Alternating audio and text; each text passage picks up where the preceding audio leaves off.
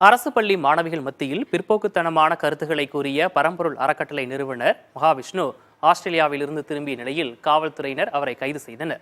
அவர் மீது 5 பிரிவுகளில் வழக்கு பதிவு செய்யப்பட்டுள்ளது.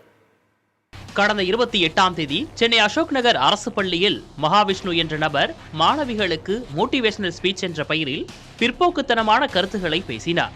இவர் சைதாப்பேட்டை மாதிரி பள்ளி உள்ளிட்ட 3 பள்ளிகளில் ஒரே நாளில் மோட்டிவேஷனல் ஸ்பீச் கொடுத்துள்ளார். முற்பிறவி, பாவ புண்ணியம், கர்மா என பிற்போக்கு கருத்துக்களை பேசிய மகாவிஷ்ணுவின் பேச்சுக்கு பார்வை மாற்றுத்திறனாளியான ஆசிரியர் சங்கர் எதிர்ப்பு தெரிவித்து வாக்குவாதம் செய்தார். மகாவிஷ்ணு பேசிய பேச்சுகள் அவரது யூடியூப் தளத்தில் வெளியான நிலையில் அவர் பேசிய பேச்சுகள் கடந்த 5ஆம் தேதி வெளியாகி பேசுபொருளாகின.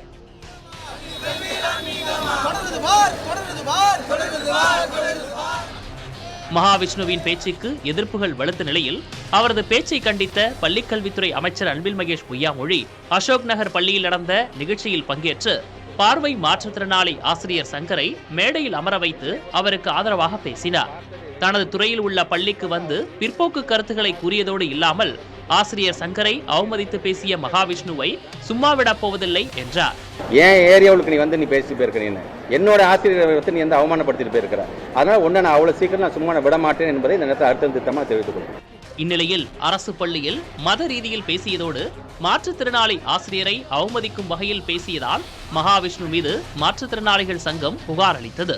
மகாவிஷ்ணுவின் பரம்பொருள் அறக்கட்டளை உள்ள திருப்பூரில் காவல்துறையினர் விசாரணை நடத்தினர்.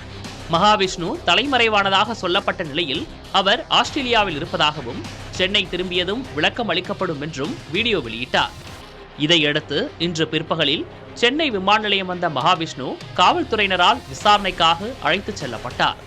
செய்தியாளர்கள் அனைத்து வழிகளிலும் குவிந்திருந்த நிலையில் மகாவிஷ்ணுவை மாற்று வழியில் காவல்துறையினர் அழைத்துச் சென்றனர்.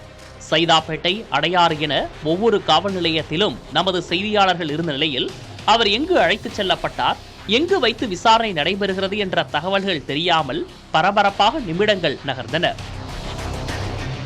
இந்நிலையில் மாற்றுத்திறனாளி ஆசிரியர் சங்கரை அவதூறாக பேசிய மகாவிஷ்ணு மீது 5 பிரிவுகளின் கீழ் வழக்கு பதிவு செய்யப்பட்டுள்ளதாக காவல்துறையினர் தெரிவித்துள்ளனர்.